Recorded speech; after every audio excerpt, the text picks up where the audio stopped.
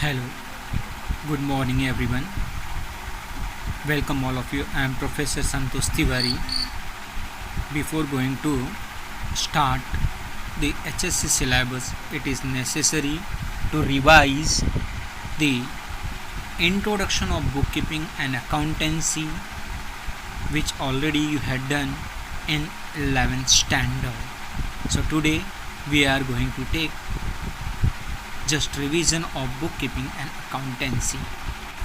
In this we are going to study the meaning and introduction of bookkeeping, objective of bookkeeping, as well as the basic accounting terms of bookkeeping. यदि ये सारी चीज़ें आपको knowledge में रहेंगी तो 12th standard का syllabus आपको पूरी तरह से समझ में आ जाएगा.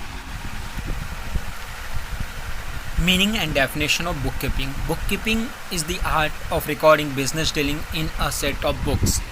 J.R. Motley कहते हैं कि बुककीपिंग एक कला है, ऐसी कला जिसमें जितने भी बिजनेस ट्रांजैक्शन होते हैं उसको सिस्टमेटिक वे से रिकॉर्ड किया जाता है. आर्यन कार्टर कहते हैं कि बुककीपिंग एक आर्ट है, एक साइंस है, जिसमें बिजनेस को करेक्टली सही तरीके से, जिसका कि पूरा का पूरा हिसाब लेन देन पैसे या पैसे के व्यवहार में किया जाता है, उसको लिखा जाता है. बुककीपिंग का मतलब है art of recording, classifying, summarising the financial transaction and events in a business. It is a systematic recording in terms of money in a set of books. It means bookkeeping क्या है? Art है, ऐसा art जिसमें जितने भी business के transaction होते हैं उसे प्रॉपर वे से क्लासीफाई किया जाता है, मतलब अलग किया जाता है. कौन से आधार पे? Financial transaction. कौन से आधार पे? जिस प्रकार के ट्रांजैक्शन है उसी प्रकार के, और उसको सिस्टमेटिक तरीके से रिकॉर्ड किया जाता है बुक्स ऑफ अकाउंट में. यही है बुककीपिंग. इन सारे डेफिनेशन से हमें ये मालूम पड़ता है कि बुककीपिंग एक आर्ट है जिसको साइंटिफिक तरीके से रिकॉर्ड किया जाता है. यह हर एक बिजनेस ट्रांजैक्शन का डॉक्यूमेंट्री सपोर्ट है. ये हर जगह एक ही पद्धति से रिकॉर्ड होता है. क्यों? क्योंकि ये यूनिवर्सल है और इसमें सिर्फ और सिर्फ पैसे के आधार पे मॉनेटरी ट्रांजैक्शन जो होते हैं सिर्फ उनका ही रिकॉर्ड किया जाता है या उन्हें ही लिखा जाता है. ये सेपरेट बुक्स ऑफ अकाउंट होती है. सेपरेट बुक्स ऑफ अकाउंट मतलब एक अलग, जिसमें हम बिजनेस के डीलिंग्स को लिख सकते हैं. अब हमें ये प्रॉब्लम आती है कि बुककीपिंग आर्ट क्यों है, साइंस क्यों है. So bookkeeping is an art. Why? Because ये एक लिखने की कला है जो हर एक पर्सन को नहीं आती. ये साइंस क्यों है? क्योंकि जब बुक्स ऑफ अकाउंट लिखा जाता है तो बिजनेस ऑर्गेनाइजेशन या लिखने वाला एक रूल्स एंड रेगुलेशन फॉलो करता है, इसलिए इसे साइंस भी कहा जाता है. हम कह सकते हैं बुककीपिंग आर्ट और साइंस दोनों है. Let's see objective of bookkeeping. The first objective is to know the amounts due to his creditors at any time. इसका मतलब क्रेडिटर से हमें कब कितना पैसा क्रेडिटर को हमें देना है ये बताते हैं. To know the amount due to him from each of his customer at any time. हर एक कस्टमर से, हर एक देनदार से हमें कितना पैसा चाहिए ये मालूम पड़ता है. हमें ये भी मालूम पड़ता है कि हमारे बिजनेस में प्रॉफिट हुआ है या लॉस हुआ है और वो कितना हुआ है. To compare his business with that of other concern engaged in a similar line.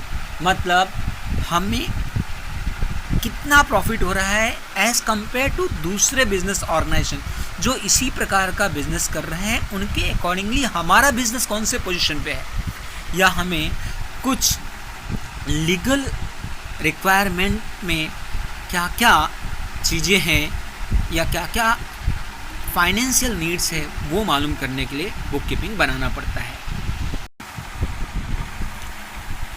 To ascertain the amount of liability by way of various taxes to the government, अर्थात गवर्नमेंट को टैक्स कितना पेड करना है, कब paid करना है, ये सारी चीज़ें बुक्स ऑफ अकाउंट से मालूम होगी। हमें बिजनेस का परमानेंट रिकॉर्ड रखना है। भविष्य में अगर कुछ ज़रूरत हो गई, हमें कोई प्रॉब्लम आ गई, समस्या आ गई, तो भी बुक कीपिंग एक ऐसा हथियार है जो हमें सारे रिकॉर्ड्स बता सकता है, क्योंकि हमारी मेमोरी इतनी साफ नहीं है, हमें सारे रिकॉर्ड्स लिखने ही पड़ते हैं। टू चेक द प्रॉपर्टीज़, हमारे पास कितने प्लांट है, मशीनरी है, कितने रुपए की प्रॉपर्टी है, ये सारी चीज़ें भी हमें मालूम होना चाहिए। हमारे बिजनेस में कोई फ्रॉड कर रहा है या कोई मिस्टेक हो रहा है, ये भी हमें मालूम होना चाहिए। ये सारी चीज़ें हमें बुक कीपिंग से ही मालूम पड़ती है। अगर बुक्स ऑफ अकाउंट बनाया है तो सारे रिकॉर्ड्स मिलेंगे। हमें पूरे साल का विवरण भी मिलता है बुक कीपिंग एंड अकाउंटेंसी से। So book keeping is the most important for each and every business organisation. खासकर बोलचाल की भाषा में बुक कीपिंग, अकाउंटेंसी, अकाउंट्स, इन सब को एक ही जैसे लिया जाता है, लेकिन ये सारे टर्म्स अलग अलग हैं। इन सब का अलग अलग महत्व है, इन सब की अपनी अलग अलग मीनिंग है, इन सब का अलग अलग अपना दायरा है। सबसे पहले हम बात करते हैं बुक कीपिंग एंड अकाउंटेंसी की। सो बुक कीपिंग एंड अकाउंटेंसी दोनों बहुत अलग चीज़ें हैं। बुक कीपिंग जो कि हर एक बिजनेस ऑर्गेनाइजेशन जो भी ट्रांजैक्शन करता है, जो भी बिजनेस की डील करता है, लेन देन करता है, उसका सारा रिकॉर्ड रखता है बुक कीपिंग में। और जब बुक कीपिंग ख़त्म होती है तब उसका अकाउंटेंसी स्टार्ट होता है। अकाउंटेंसी ये बहुत बड़ा स्कोप है as compare to book keeping. Book keeping का दायरा सिर्फ छोटा है, वह सिर्फ बुक को रिकॉर्ड करने का है, लेकिन अकाउंटेंसी ये बहुत बड़ा दायरा है। अब बात करते हैं accounting and accountancy. Accounting and accountancy इन दोनों में बहुत फ़र्क है। बात करूँ अकाउंटेंसी की, तो अकाउंटेंसी क्या है? फॉर्मुलेशन ऑफ प्रिंसिपल और rules observe in the account recording of business transaction. मतलब एक तरीके से बिजनेस में जो भी ट्रांजेक्शन होते हैं उनको कैसे लिखा जाएगा, इसका प्रिंसिपल, इसके रूल्स को कहते हैं अकाउंटेंसी। और अकाउंटिंग की बात करें तो वो सारी चीज़ें जो एक्चुअल बेसिस पे होती हैं उनको रिकॉर्ड किया जाता है कैसे, ये होता है अकाउंटिंग। दोनों में बहुत अलग अलग अंतर है। अब बात करते हैं बेसिक अकाउंटिंग टर्म्स की, जो कि आपने पिछले साल पढ़ा हुआ है। Transaction, assets, liabilities, debtors, creditors, goods, income, expenses, profit, loss, capital, drawing, solvent, insolvent, account, discount, accounting year, bad debts, ये सारी चीज़ें पढ़ी थी। हर बार आपको इन सब चीज़ों का सामना करना पड़ता है। जब भी आप बिजनेस ट्रांजैक्शन को रिकॉर्ड करते हैं तो बहुत सारी चीज़ें हर बार आपके ध्यान में आती है। अरे solvent, insolvent, drawing, capital, creditors, goods. So इन सारी चीज़ों को आपको याद रखना है। ये सारी चीज़ें हमेशा माइंड में रखनी है अकाउंट करते समय। अकाउंटिंग सिस्टम रिकॉर्ड करने का तरीका क्या है? बहुत सारे लोग इंडियन अकाउंटिंग सिस्टम अपनाते हैं, बहुत सारे लोग इंग्लिश सिस्टम अपनाते हैं। अगर इंडियन अकाउंटिंग सिस्टम की बात करूँ तो जो इंडियन लैंग्वेज में होती है, और इंग्लिश सिस्टम की बात करूँ तो जो इंग्लिश तरीके से लिखा जाता है वो इंग्लिश सिस्टम होता है। इंग्लिश सिस्टम में भी सिंगल एंट्री और डबल एंट्री दो सिस्टम होता है बिजनेस को रिकॉर्ड करने का। Let's start first Indian system. Indian system क्या है? जो कि रीजनल लैंग्वेज में, जैसे महाराष्ट्र में मराठी में, बिहार में हिंदी में, यूपी में हिंदी में, उड़ीसा में ओड़िया में, गुजरात में गुजराती, इसे हम दूसरे से पद्धति में बही खाता भी कहते हैं या देसी नामा भी कहा जाता है। पुराने सिस्टम में साहूकार लोग जिस तरीके से बिजनेस को रिकॉर्ड करते थे वे महाजनी सिस्टम से करते थे, इसलिए इसे महाजनी सिस्टम भी कहा जाता है। अर्थात ये प्राचीन सभ्यता से चला आ रहा सिस्टम है, तरीका है। सेकंड है इंग्लिश सिस्टम। इंग्लिश सिस्टम में भी दो पार्ट है, एक सिंगल एंट्री सिस्टम और दूसरा है double entry system. Single entry system क्या है? ऐसा सिस्टम, अकाउंटिंग का ऐसा सिस्टम जो कि कोई सिस्टम ही नहीं है। वास्तव में इसमें सिर्फ कैश से रिलेटेड ट्रांजैक्शन रिकॉर्ड होते हैं या कोई पर्सन से रिलेटेड ट्रांजैक्शन रिकॉर्ड होते हैं। इसमें इम्पर्सनल अकाउंट अर्थात real account and nominal account को लिखा ही नहीं जाता। यह एक तरीके से अनसाइंटिफिक मेथड है जहाँ पे बहुत सारी चीज़ों को रिकॉर्ड किया जाता है और बहुत सारी चीज़ों को इग्नोर कर दिया जाता है। ऐसे सिस्टम पे हम भरोसा नहीं कर सकते। इसलिए वास्तव में कोई भी business organisation single entry system को फॉलो नहीं करता है। यह सिर्फ छोटे व्यापारियों के लिए सूटेबल होता है, जिनका रोज का छोटा मोटा उद्योग धंधा है, सिर्फ उनके लिए कारगर साबित होता है। दूसरा तरीका है double entry book keeping system. Double entry book keeping system क्या है? एक ऐसा सिस्टम जो कि हर एक बिजनेस ट्रांजैक्शन के डबल इफेक्ट देता है। वास्तव में यह बुक कीपिंग का साइंटिफिक मेथड है जिसमें सारे अकाउंट्स के डिटेल अच्छी तरीके से, पूरी तरह से और बिना किसी हिचक के रिकॉर्ड किए जाते हैं। एक तरह से हर एक बिजनेस ट्रांजैक्शन में आप सबको पता है कि दो पार्टियां होंगी। अगर कोई सेल करने वाला होगा तो खरीदने वाला भी होगा। उसके आधार पर दो इफ़ेक्ट रिकॉर्ड किए जाते हैं और हर एक बिजनेस ट्रांजैक्शन में दो इफ़ेक्ट होते हैं। पहला इफ़ेक्ट एक तो डेबिट होता है और दूसरा इफ़ेक्ट क्रेडिट होता है। अब डेबिट और क्रेडिट ये डिपेंड करता है बिजनेस ट्रांजैक्शन के ऊपर। कोई एक बेनिफिट रिसीवर होता है तो दूसरा बेनिफिट गिवर होता है। उसके आधार पर ही डेबिट और क्रेडिट में डिवाइड किया जाता है। आज हम यही देखने वाले। Let's see accounts. अकाउंट क्या है? जो भी बिजनेस ट्रांजैक्शन होता है, जो भी लेन देन होता है, उसमें आने वाले पर्सन, प्रॉपर्टी या एक्सपेंस, इनकम, इन सब के हेड को ही हम अकाउंट कहते हैं। एक तरीके से जो भी बिजनेस ट्रांजैक्शन में लेन देन होता है, किसके द्वारा होता है, किस चीज़ का लेन देन होता है और उसका परिणाम या तो एक्सपेंस होता है या तो इनकम होता है, उसके आधार पर अकाउंट्स को लिखा जाता है। अगर हम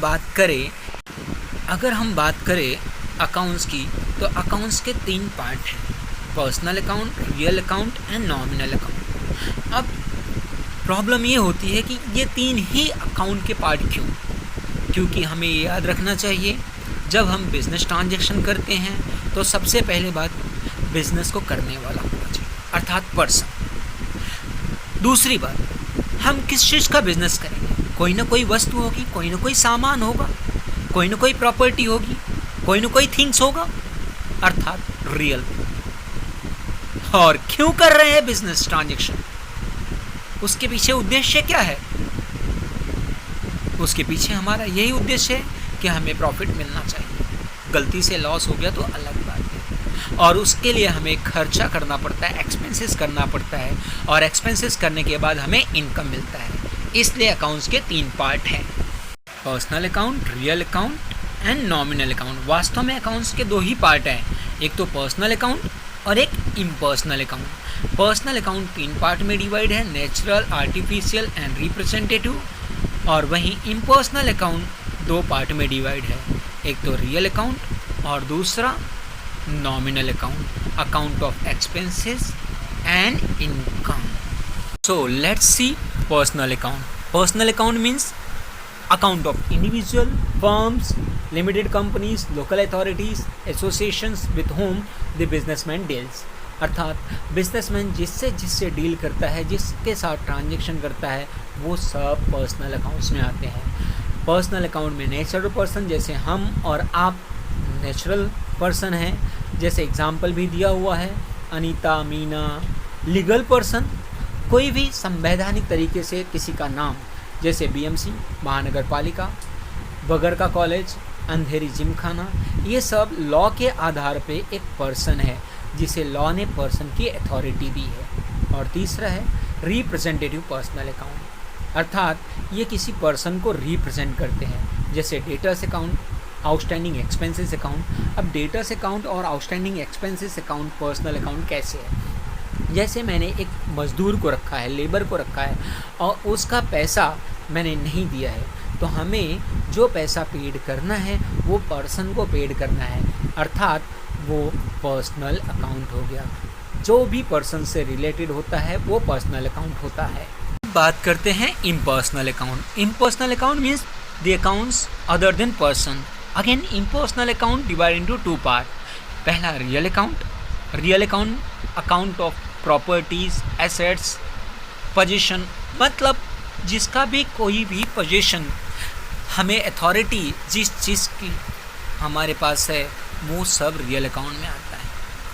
कोई भी बिलोंगिंगनेस रियल अकाउंट में आता है। हमारे पास पैसा है, गाड़ी है, बंगला है, गुडविल है, कंप्यूटर है, ये सारी चीज़ें जो थिंग्स है वो सब रियल अकाउंट में आती हैं। Real account deals with real things. दूसरा nominal account. Nominal account personal account और रियल अकाउंट के अलावा जितने सारे अकाउंट्स होते हैं वो सब नॉमिनल अकाउंट के अंदर आते हैं। इसमें जितने भी एक्सपेंसेस होते हैं, जितने भी लॉस होते हैं, इनकम है या गेन है, इन सब से रिलेटेड कोई भी अकाउंट्स है उसे हम नॉमिनल अकाउंट्स के अंदर इंक्लूड करते हैं। जैसे एग्जाम्पल के रूप में interest account, commission account, rent account, ये सब एक्सपेंसेस या इनकम है बिजनेस के लिए, इसलिए इन्हें नॉमिनल अकाउंट में लिया जाता है। हम सिंपल तरीके से ये कह सकते हैं कि जो पर्सन नहीं है, जो कोई चीज़ नहीं है, अर्थात या तो बिज़नेस के लिए खर्चा है या तो बिज़नेस के लिए कमाई है, वो सारी चीज़ें नॉमिनल अकाउंट में आएगी, चाहे वह इनकम हो चाहे वह एक्सपेंस हो बिज़नेस के लिए। Now it's homework to all of you to classify the accounts into personal account, real account and nominal account, like that capital account. So सबसे पहले कैपिटल अकाउंट आपको क्लासीफाई करना है कि यह कौन सा है, पर्सनल अकाउंट है, रियल अकाउंट है या नॉमिनल अकाउंट है। ये सारी चीज़ें अगर आपको आ जाएंगी तो अकाउंट्स का बेसिक क्लियर हो जाएगा। सो ये आपका क्लासिफिकेशन होमवर्क रहा। आप व्हाट्सएप पे पूरा सेंड करोगे क्लासीफाई करके सारे अकाउंट्स को। अब हम बात करते हैं प्रिंसिपल ऑफ अकाउंट, जिसे कि लोग गोल्डन रूल ऑफ अकाउंट्स कहते हैं। जितने भी बिजनेस ट्रांजैक्शन रिकॉर्ड होते हैं, लिखे जाते हैं, वो सब गोल्डन रूल के बेस पे लिखे जाते हैं। 3 अकाउंट्स हैं, personal account, real account and nominal account. मैंने पहले ही बताया पर्सनल अकाउंट मतलब पर्सन से रिलेटेड। पर्सन क्या कर सकता है बिजनेस में? पर्सन क्या कर सकता है बिजनेस में? सिर्फ ले सकता है या दे सकता है, या तो वो रिसीवर हो सकता है या तो वो गिवर हो सकता है। अगर रिसीवर है या गिवर है तो अकाउंट्स को रिकॉर्ड करने के लिए एक तरीका अपनाया जाता है। वो क्या है? डेबिट द रिसीवर, मतलब लेने वाले को डेबिट में लिखा जाता है, एंड क्रेडिट द गिवर, देने वाले को क्रेडिट में लिखा जाता है। वैसे ही रियल अकाउंट, रियल अकाउंट किससे रिलेटेड होता है? हाँ, सही कहा आप लोगों ने, थिंग्स, चीज़ें, वस्तु। और वस्तु का क्या कर सकते हैं हम बिजनेस में?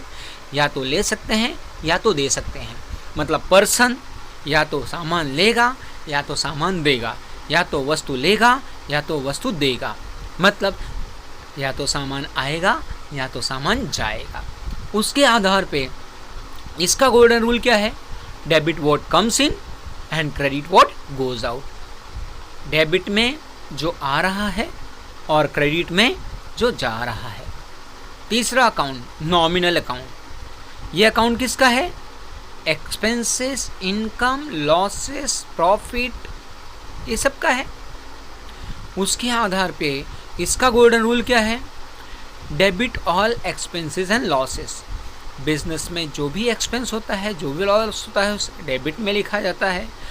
और credit all income and gain, business में जो इनकम हो रहा है, गेन हो रहा है, उसे क्रेडिट में लिखा जाता है। अब हम देखेंगे कि ट्रांजैक्शन में डेबिट और क्रेडिट कैसे फाइंड आउट होता है। किसी भी बिजनेस ट्रांजैक्शन को रिकॉर्ड करने के लिए सबसे पहले बिजनेस ट्रांजैक्शन को आइडेंटिफाई करके उसे देखना पड़ता है कि डेबिट में क्या आएगा और क्रेडिट में क्या आएगा। उसके लिए मैंने 6 स्टेप बताए हैं। Step number 1, read the transaction carefully. सबसे पहला काम हमारा यही है कि ट्रांजैक्शन को रीड करना है और अच्छे से रीड करना है। क्यों? क्योंकि नेक्स्ट स्टेप क्या है? आइडेंटिफाई वेदर कैश ट्रांजैक्शन और क्रेडिट ट्रांजैक्शन। हमें ये पता करना है रीड करके कि ये कैश ट्रांजैक्शन है या क्रेडिट ट्रांजैक्शन है। Step number 3, if cash transaction, one account will be cash account and if credit transaction, one account will be parties name account. अर्थात अगर कोई ट्रांजैक्शन कैश ट्रांजैक्शन है तो उसमें सबसे पहला अकाउंट क्या होगा? कैश अकाउंट होगा। अगर वो कैश ट्रांजैक्शन नहीं है, क्रेडिट ट्रांजैक्शन है, तो वो पहला अकाउंट होगा पार्टी का नाम, किस पार्टी के साथ ट्रांजैक्शन कर रहे हैं। Step number 4, find out second account involve in the transaction. अब हम फाइंड आउट करेंगे कि दूसरा कौन सा अकाउंट है, क्योंकि हर एक बिजनेस ट्रांजैक्शन में 2 अकाउंट होंगे एटलीस्ट, कम से कम। सो पहला पर्सन अकाउंट हो गया या कैश अकाउंट हो गया, दूसरा कौन सा अकाउंट है उसे भी आइडेंटिफाई करना है। Step number 5, classify the accounts into personal, real and nominal account. जो भी अकाउंट्स हम लोगों ने आइडेंटिफाई किए हैं, कैश अकाउंट, पर्सनल अकाउंट या नॉमिनल रियल अकाउंट, इन सब को आइडेंटिफाई करना है कि अकाउंट्स पर्सनल है, रियल है या नॉमिनल है।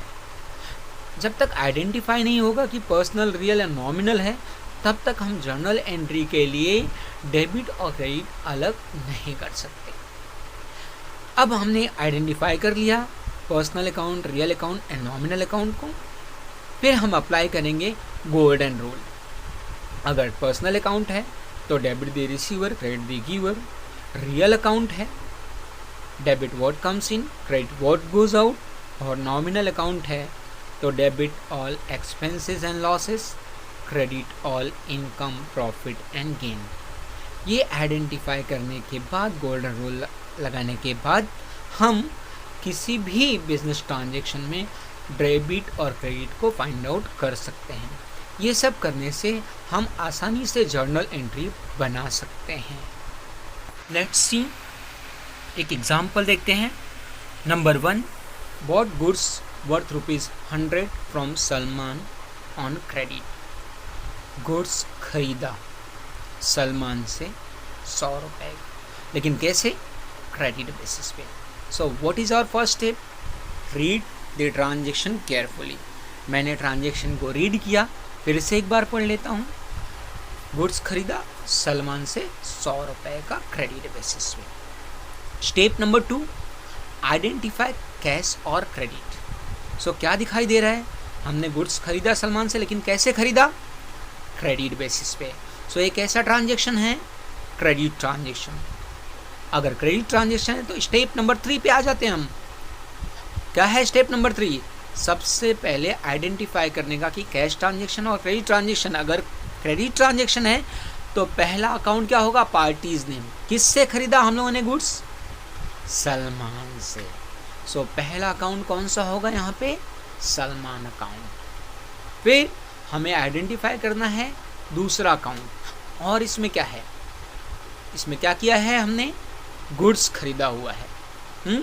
Bought goods. बॉट मतलब परचेज।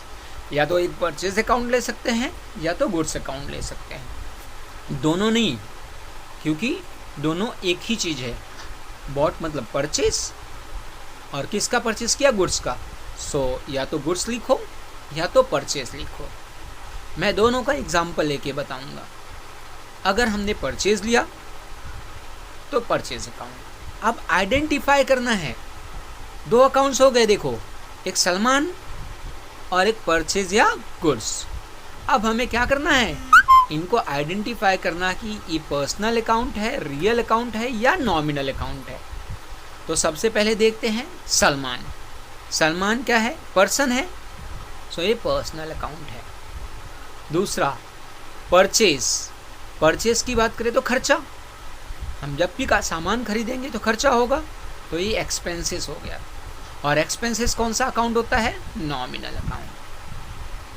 या गुड्स ले लेते हैं, तो गुड्स क्या है, थिंग्स है, सो थिंग्स रियल होता है। सो अगर गुड्स लेंगे तो रियल अकाउंट, परचेज लेंगे तो नॉमिनल अकाउंट।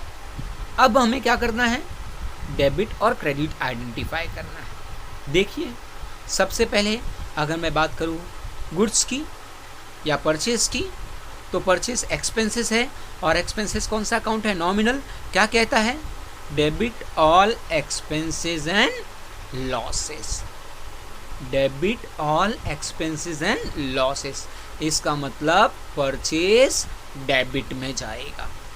अगर परचेज नहीं ले रहे हैं, गुड्स ले रहे हैं, तो क्या होगा, गुड्स रियल अकाउंट है क्योंकि थिंग्स है।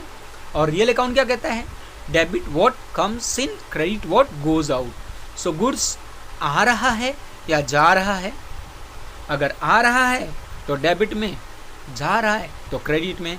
यहाँ पे क्या दिखाई दे रहा है, आ रहा है, आ रहा है तो डेबिट। और सलमान, सलमान पर्सन है, पर्सन में क्या होता है, या तो वो रिसीव कर सकता है या तो गिवर हो सकता है। तो देखिए सलमान ने क्या किया है, bought goods worth ₹100 from Salman. हमने गुड्स खरीदा है सलमान से, तो सलमान कौन है, गुड्स का गिवर है। समझ में आया। अगर गिवर है तो कहाँ पे जाएगा, debit the receiver and credit the giver. So Salman giver, giver को कहाँ पे लिखा जाता है, क्रेडिट में। सो आइडेंटिफाई हो गया कि सलमान क्रेडिट में आएगा, गुड्स या परचेज डेबिट में आएगा। इसके बेस पे डिसाइड हमारा डेबिट और क्रेडिट। अब हमने आइडेंटिफाई कर लिया कि अकाउंट्स जो भी आ रहा है वो डेबिट में कैसे जाएगा और क्रेडिट में कैसे जाएगा। ये पहला है स्टेप। इसी स्टेप के बेस पे आगे के क्वेश्चन को भी आइडेंटिफाई करना है। जैसे एग्जाम्पल और भी मैंने दिए हुए हैं 10 एग्जाम्पल, ये आपको खुद से आइडेंटिफाई करने हैं कि इसमें कौन कौन सा अकाउंट्स इन्वॉल्व है, किसे डेबिट में करेंगे और किसे क्रेडिट में करेंगे। Let's see once again. Sold goods worth ₹2000 to mister Ram on credit. वैसा ही है, यहाँ पे क्या हो रहा है, हम गुड्स सेल कर रहे हैं, किसको, राम को। कैसे, क्रेडिट में। तो सबसे पहला आइडेंटिफाई किया कि ये कैश ट्रांजैक्शन है या क्रेडिट। सो दिखाई दे रहा है कि ये क्रेडिट ट्रांजैक्शन है। क्रेडिट ट्रांजैक्शन रहेगा तो सामने वाली पार्टी का नाम आएगा, अर्थात कौन है सामने वाली पार्टी, राम। सो एक राम अकाउंट हो गया। दूसरा क्या होगा, सेल या तो गुड्स। सेल लेंगे तो इनकम है और गुड्स लेंगे तो थिंग्स है। सो रियल अकाउंट या तो इनकम अकाउंट। अब राम रिसीवर है कि गिवर है, उसने गुड्स लिया हुआ है। गुड्स लिया हुआ है मतलब रिसीवर है। अगर रिसीवर है तो उसे डेबिट में लिखा जाएगा। और गुड्स आ रहा है या जा रहा है, गुड्स जा रहा है। जा रहा है अर्थात real account, debit what comes in, credit what goes out, तो जाएगा क्रेडिट में लिखा जाएगा। इसी बेसिस पे आपको रिमेनिंग 9 ट्रांजैक्शन जो दिए हुए हैं उसे भी आइडेंटिफाई करना है कि डेबिट में क्या जाएगा, क्रेडिट में क्या जाएगा। चलो, all the best to all of you.